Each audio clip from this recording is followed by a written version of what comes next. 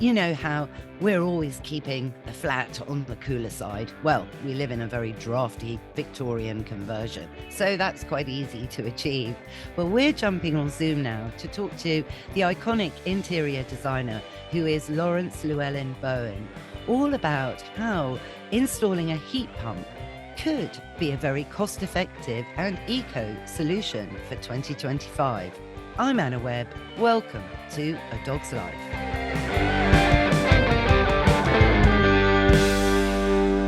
Laurence Llewelyn-Bowen, indoor environments are known to be 3.5 times more toxic than outdoors. No, I mean, it's extraordinary what we've been doing to our homes. I think particularly the last sort of 20, 30 years, there's been this sort of extraordinary, mad, headlong rush to do things that seem to be as damaging as possible. I think one of the most damaging things was actually aesthetically suddenly deciding that everything should be modernist, which, you know, I've yet to find a happy pet owner who lives in a modernist environment. Well, listen, I see so many dogs in these environments, and the biggest dog training nightmare, right, is open plan living. Yeah. Right? Yeah. Because you cannot get away from your dog. It's difficult to train grannies in that environment as well. They just wander, bumping off the furniture. But no, I mean, that was a funny obsession, because I can remember working with clients in like the late 80s, early 90s, and the beginning of the open plan living obsession. And I'd have clients ring up 2 or 3 years later saying, I just can't cope. I can't cope with the fact that I don't have any small enclosed spaces anymore. But the idea of not being able to contain, different generations, contain different activities is very, very difficult. And also, of course, I mean, one of the big things there is that you are literally just burning £5 notes to keep it warm. It's one of the most wasteful things you can do. When you see these, acreages of shiny white vinyl flooring and enormous open plan living spaces with great big windows, you just know that there's going to be a heating bill which is just absolutely through the roof. Or if it's somewhere nice and hot, it's going to be a cooling bill, of course. And I think this is something that this is one of the big differences now, that people aren't looking for conspicuous consumption design in the way that they used to be. In fact, quite the reverse. They're now looking for practical solutions that are, very stylish. And one of the things about this survey that we've had done, I think it's fascinating that such an incredibly huge percentage, 66%, are using terms like warm and cozy again, rather than, I want it to look international or I want it to look hipster. Warm and cozy, these are very important words. These show that people are needing a bit of comfort in their space. They're needing a space that very much supports them. And I think that this is something that particularly pet owners have known for an incredibly long time. That, as you say, trying to having herds of beloved pets roaming wild and free through a tundra of a living room is just not what you want to do at all. I quite agree, but also it's interesting, people moan about dog hair and they're constantly hoovering. Again, not great for your heating bills, but, molting is 365 days of the year now, because warm environments, dogs don't like to be too hot. They're 2 degrees hotter than us naturally, right? And they're in a fur coat. So they overheat awfully quickly. We all know dogs. It's like being a lady of a certain age, really, isn't it, being a dog? I don't know about that. I'm past that. Oh, bless you. A little bit too much information, but I love that about you, Anna. I know. Sorry, I love the fact we're sharing on that level. Yeah, it's about being able to regulate and control an environment. And I think that's one of the big things. So dogs could help you and cats keep your home just a little bit on the cool side. And then, as you say, get cozy. Think of, all of my warm up by burying vintage. yourself underneath a great big pile of Dalmatians. Yes, that's the ultimate, the perfect isn't it? look. But for those that don't want to bury themselves under a pile of Dalmatians, one of the things that I'm very keen for people to do, look, here we are, we're a week away from Christmas. But Christmas, what a fabulous spark on the horizon, but there it is, it's like a firework, it's gone a couple of days later. And actually, I think where a lot of people are going to be very quickly is wanting to sort out where they live. And I think one of the big problems at this time of year is obviously is heating your space, getting your space to be that warm, cozy environment that 66% of the population want it to be. Which is why I think it's actually a really good time to start thinking in the new year of exploring different ways of doing it. And of course, the big thing now is the fact that you can. There is an alternative. A heat pump is a much better way of heating your space, and it's something that is nothing like as complicated as I think people would imagine.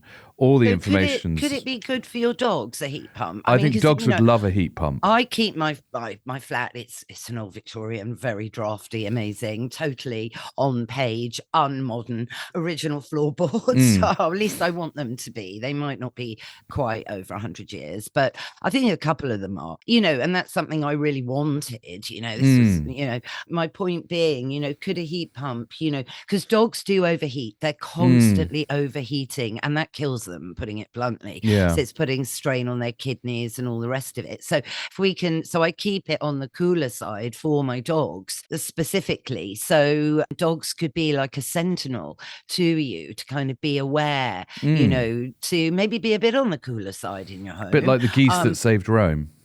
Yeah, and then just wear a bobble hat, That's such a stylish solution, Anna. I love that. It's just like, wear a bobble hat. I'm going to start saying that to my grandchildren.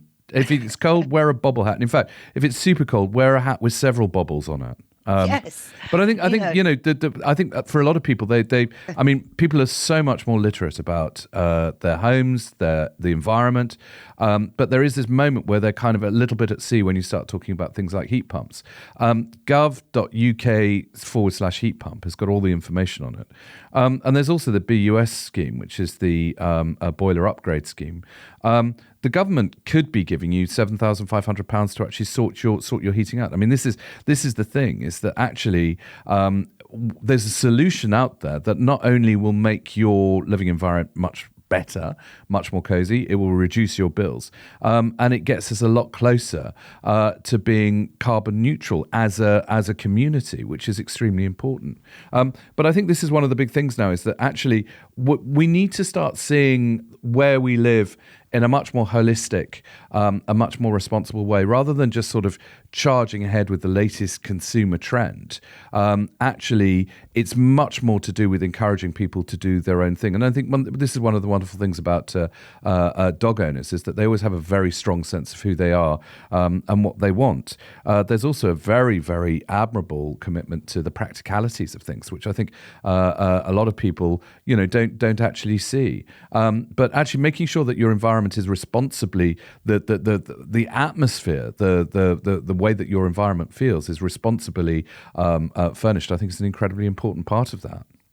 And, Laurence, you can make it really stylish. I live in Hackney. And so, it's vintage world here. So, all of my throws, because there is this. So heat pumps, absolutely, temperature is key, and, good, to keep your bills under control. But there's a lot more to think about with interior design, isn't there? Ways of brightening your mood. Well, I think consumerism is a big thing to think of. And I think that's something that's changing a lot. And yes, of course, I mean, there you are, you hipster, you Hackney hipster.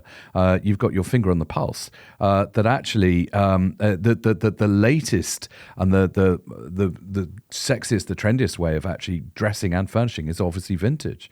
And this is an incredibly important thing, I think, when it comes to the home. We got very much seduced in the 90s and noughties by the fast purchase ease of flat pack furniture, and being able to buy things and just have them for a couple of months and then dispose of them. These are massive contributors to the world's landfill issues. And it just drives me mad that someone will go to a furniture chain, particularly one of the flat pack merchants, and spend £300-400 on a wardrobe. You go to an auction now, or you go to an auction site, or you go to an antique market. £200 or £300 buys the most incredible stuff. Beautiful things that have been made with love, made with skill, and something that actually is going to last, rather than get incredibly rickety the minute you put more than 3 coat hangers in it. No, You can absolutely. see I'm still talking from personal experience here, can't you? No, I know, I mean, I love there's nothing worse. And of course, don't forget that for me, you're all sort of nodding along because you've got to think about the flat pack you bought for yourself. I mean, think of all the flat pack that I've had to make for everyone that's ever been on one of my programs. I mean, what I do now you feel about that? incredibly responsible. I feel as if I'm sort of teaching. I mean, so I feel like I'm a bit like Scrooge now, just before Christmas. And rather than being visited by Marley's ghost, who's got lots and lots of chains around him, I'm being visited by Marley's ghost, who's got lots and lots of flat wardrobes dragging along behind him. I feel very bad. This is why I want to get everyone to get a heat pump. Yeah, no, heat pumps. I'm on it with heat pumps. But, what about, general wellness, Laurence, and thinking about your dogs? I mean, I mentioned, that indoor environments apparently are 3.5 times. It's quite a staggering, Yeah. Concept than outside, more toxic because of, things like cleaning products. I mean, there's a massive wellness trend going on, which links to your temperature because being too hot dehydrates you, whether you're human or dog. I think one of the big problems that a lot of people have, which of course dog owners don't have, is they don't spend enough time outside exercising. So actually, a lot of these toxins have in fact always been in our homes. Never forget that there was that rumor that Napoleon was killed by his green flock wallpaper, which I always thought, that somehow the wallpaper came off the wall and strangled him. But it wasn't. It was actually the rumor was that the green flock was dyed green with arsenic and it became airborne and it entered his lungs. Actually, that's so interesting. I've not heard that before. I'm full of really, really fascinating historical facts. Well, I have no idea where my car keys are, so it's completely useless, or what my PIN number is. But the big thing is that I think if you're sitting at home all day playing one of those very, very engrossing computer games, you actually you're not building up any kind of bodily defense, are you?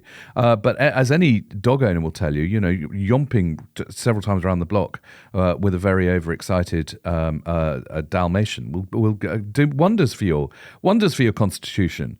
Isn't it funny? Because all of these things actually were sort of enshrined in what people used to say several generations ago. Get some exercise. Yeah, yes. Actually, it's a really good idea. Get some exercise. Take some air. Yeah, exactly. No, of course, air is really important. But that's again, to have a good fresh air circulation. It's absolutely true. And I think one of the things as well is that we are very, very. Looking at your energy bills, one of the last things you want to do is open a window. So you get kind of trapped in this downward spiral because actually you do need airflow in a space.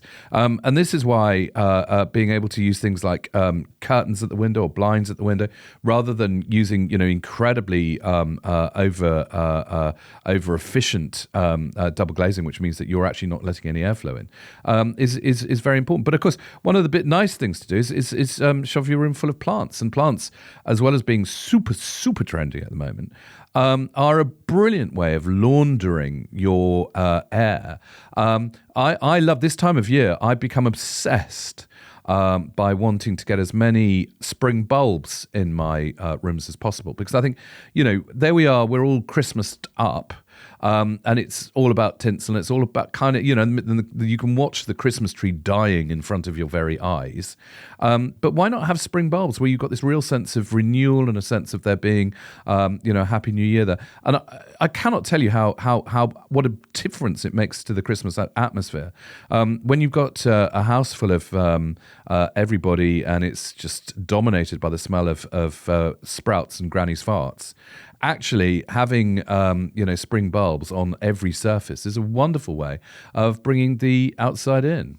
Well, absolutely. And you just hit on something there, air fresheners. I mean, it's something, yeah, and it's very synthetic. Well, it is. And in fact, I mean, one of the other tips as well, and I think a lot of people will be sad to hear this, but actually things like burning scented candles is not as great as you can imagine.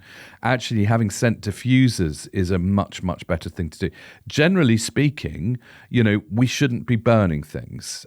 This is what's so funny is that, that was the moment where humanity really thought that it had advanced into the super species it is by the invention of burning things, and it's all been downhill ever since. So just generally speaking, actually having burning scented candles in a space is not as good for you as if you had like a reed diffuser.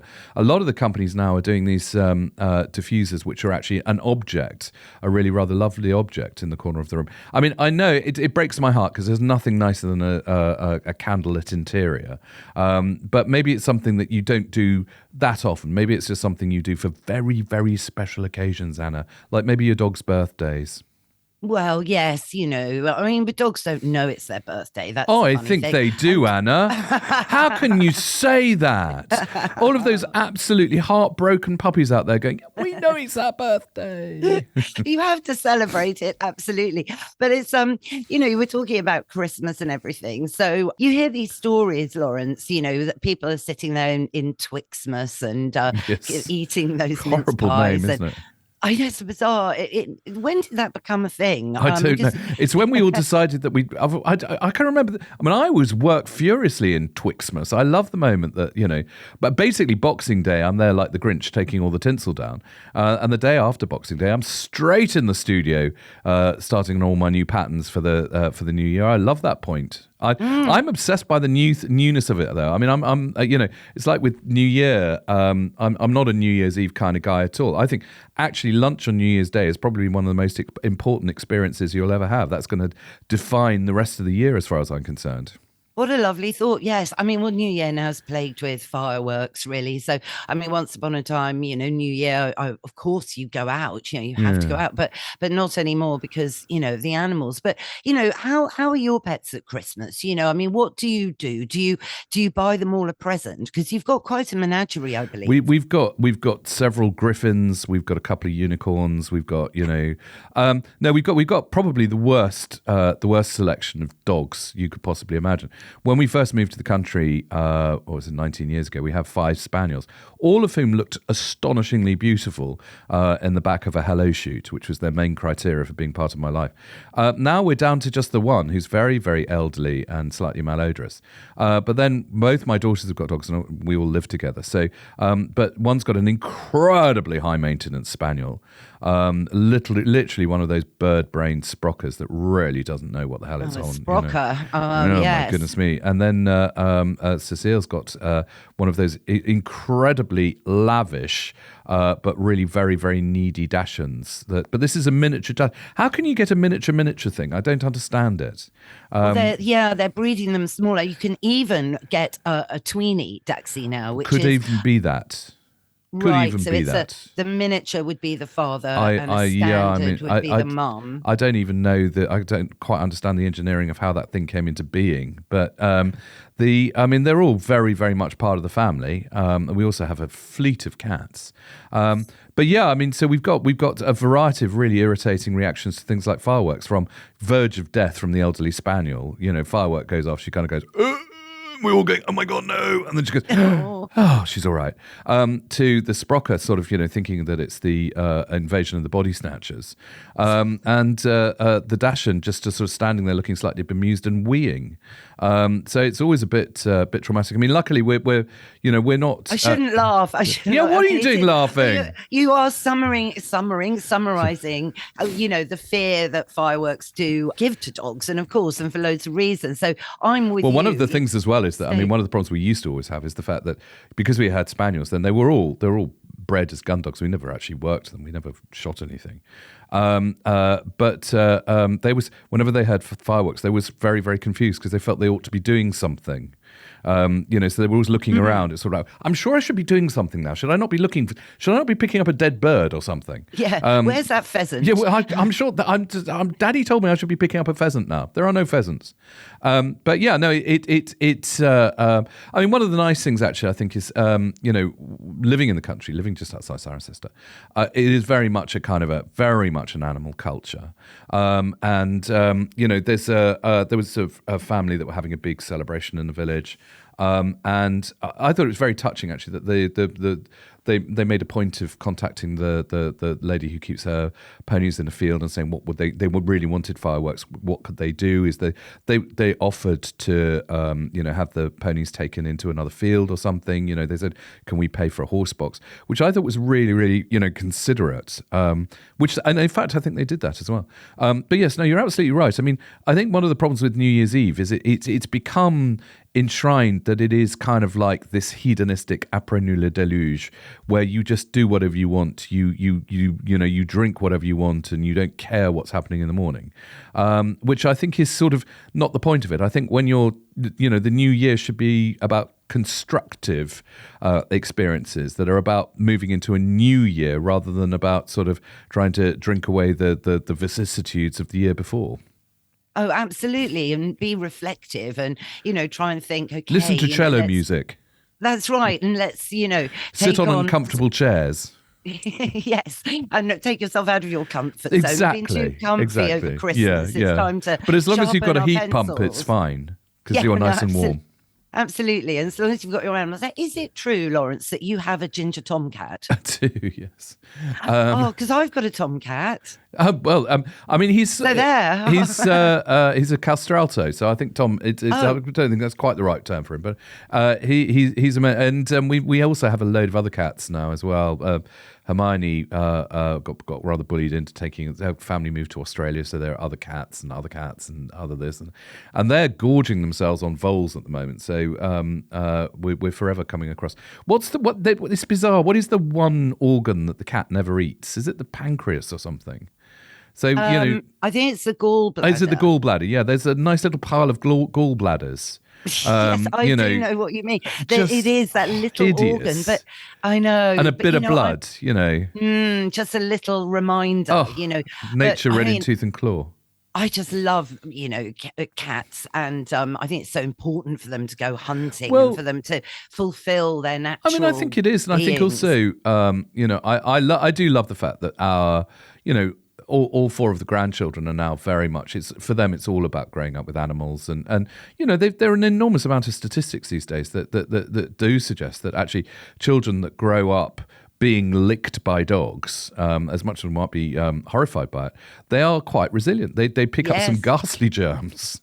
But they get the other side of it, Absolutely, so much evidence on that they boost the immune system of children, and absolutely. Of course, educate children to, hanging out with a different species. Because I find that so enriching. Dog lick is antiseptic, isn't it? I mean, that's the whole point of it. Is that actually all of those absolutely frighteningly ghastly altarpieces of St. Roch with the dog licking his sores.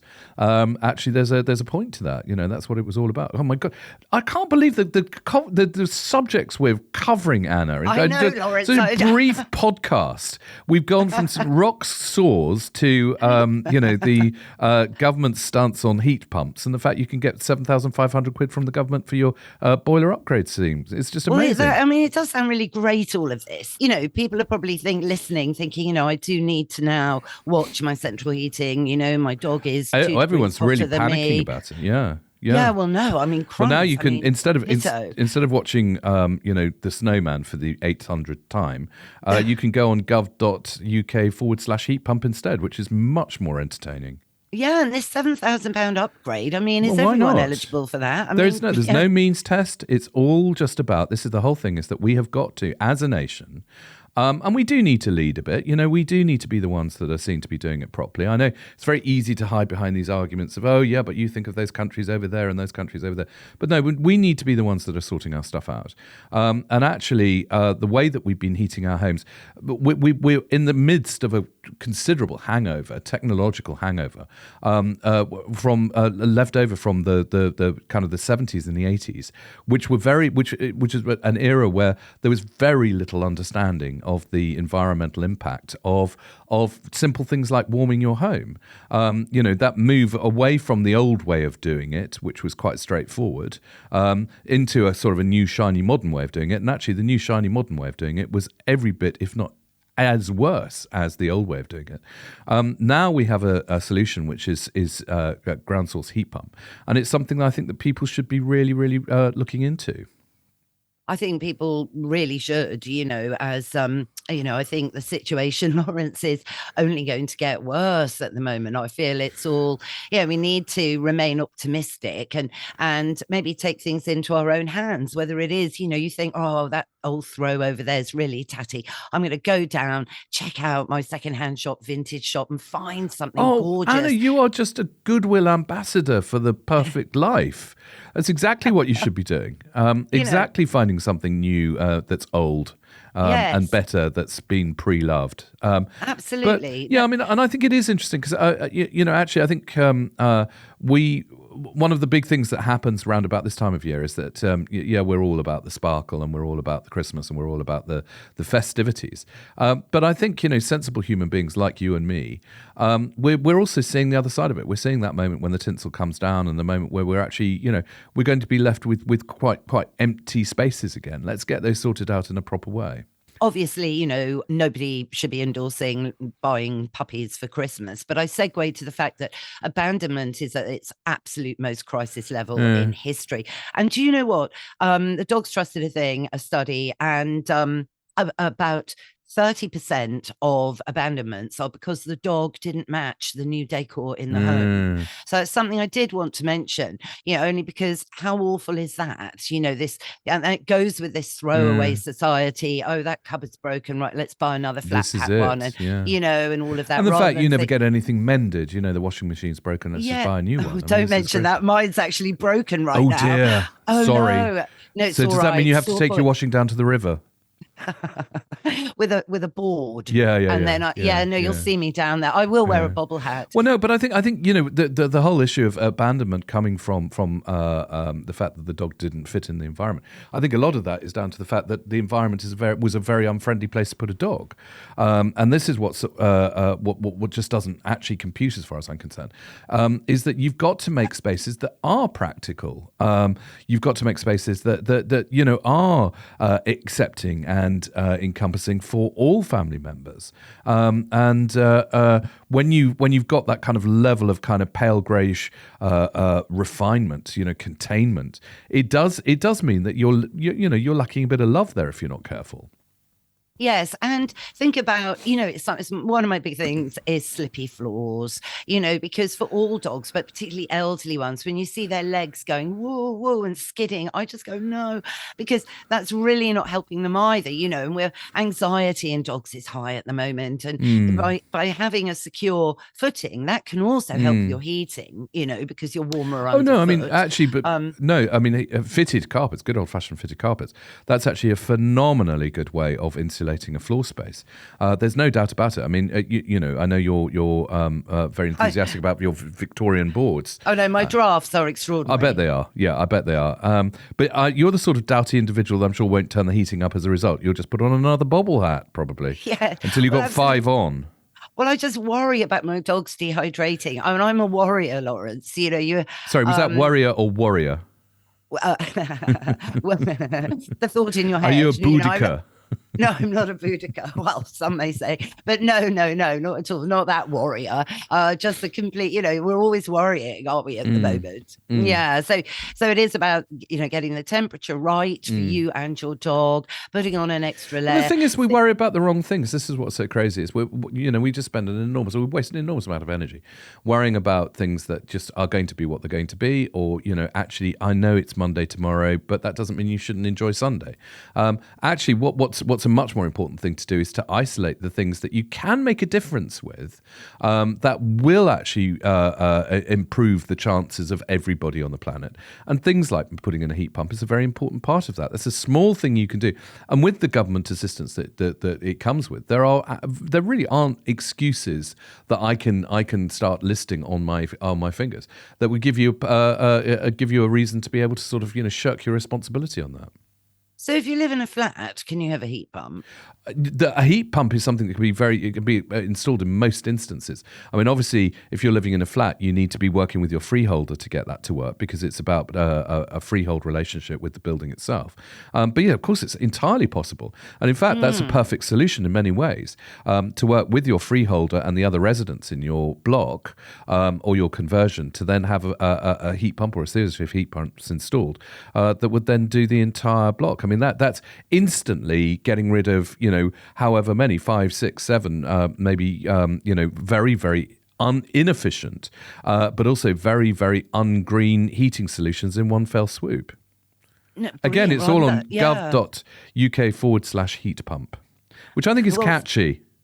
It is. What was it again? So gov.uk/heat pump. I don't normally like to say /. I'm going to tell you now, Anna. I find it quite aggressive. I normally like to say stroke.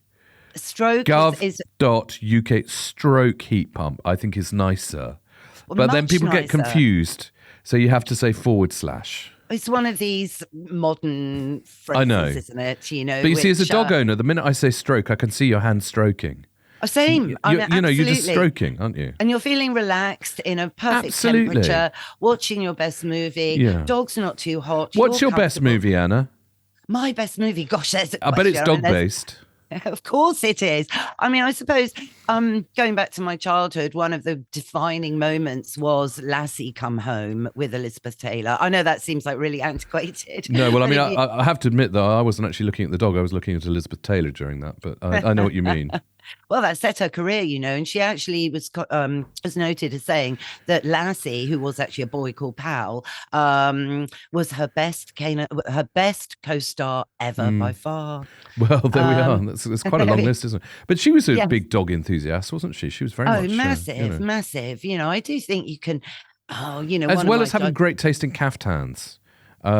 She loved a dog. she did love her dogs, and I think, you know, she did a lot for animal welfare, but I just think you can really judge a person by how they treat animals, you know, don't you, Laurence, in the greater scheme of things. And I'm now in a very way worried. I now feel I'm not spoiling my dogs enough. No, I feel as if you're judging me, Anna. No, I'm not. But I'm going back to the heat pump. I do actually. tell them off for getting on the sofa. Do you, right? Well, listen, boundaries are fine. I think because I you. don't think that's a good place for a dog, particularly when there's not enough room for a me. My wife and I are very, very different on this. And, you know, she'll often taunt me. If I'm away filming or whatever, she'll actually send me photographs of her lying in bed underneath a kind of a blanket of spaniels, saying, look what we're up to. Me and the girls are having a sleepover. Yeah, well, listen, maybe. And I'm going, what are you doing, woman? Get them off the bed. Well, listen, maybe this year is thinking about bringing in a younger spaniel for your elderly one, perhaps. Oh, well, I know. Well, no, well, she's surrounded. She has got, so, you know, my daughter's. Yes, that's true. She's surrounded by younger dogs. She's fabulously confused by it all, and even more confused by the grandchildren as well. She's sort of, you know, takes one look at Eleonora, who's just one, wandering around, gooing with no teeth. Kind of go, oh, look, they've got a kitten. You know, poor old Dillis. She's constantly bemused by Dillis. I know, Dillis, daughter of Gladys. I love keeping it the Welsh. old English names. No, that's Welsh love. I'd watch it. Oh, okay, there we go. Well, look, Laurence, I think heat pumps are not only going to be great for individuals and humans, but for the greater planet, and of course all the other animals like polar bears that are, you know, maybe needing us all to cut back a little bit more, so they may have a hair's breadth chance of being here in. Although 10 don't years' don't feel that you should be welcoming a polar bear into your home. They're actually quite savage. You know, I know it's a lovely idea having a polar bear kind of curled up by the fire, but you'll probably wake up without a face, so I suggest you don't. Yeah, true, actually. Well, to be honest, one I don't think would even fit in my flat, Well, so we it are, wouldn't get through the front door. So let's just leave it as right. pipe dream, shall we? Yeah. Pipe dreams. But let's all think about being eco this year and you know, staying warm and having a very, very Merry Christmas. Absolutely. And making up for the complete deficiency of any kind of decent television programming this year by going on gov.uk/heat pump instead. Fantastic, Laurence. Thank you so much for joining me. That's our show, Mr. Binks. What did you think? No, I know. Isn't it wonderful that Laurence loves vintage furniture as well? Because, of course, that also helps save the environment. Well, I hope you all enjoyed it and got some ideas for some interior design ideas for 2025. And of course, let's not forget the heat pump. And of course, the link to the government website is in the show notes to find out more. But of course, a huge and massive thanks to Laurence Llewelyn-Bowen for joining us today and sharing some of his amazing tips. Thanks as well to Mike Hansen, my producer, for all the music and production as ever. What's that, Mr. Binks? Yes, we will be in our feed next Sunday. So if you haven't already, go on, subscribe. You see, it's free, so you've got nothing to lose. And that way, you'll never miss another show. Bye for now.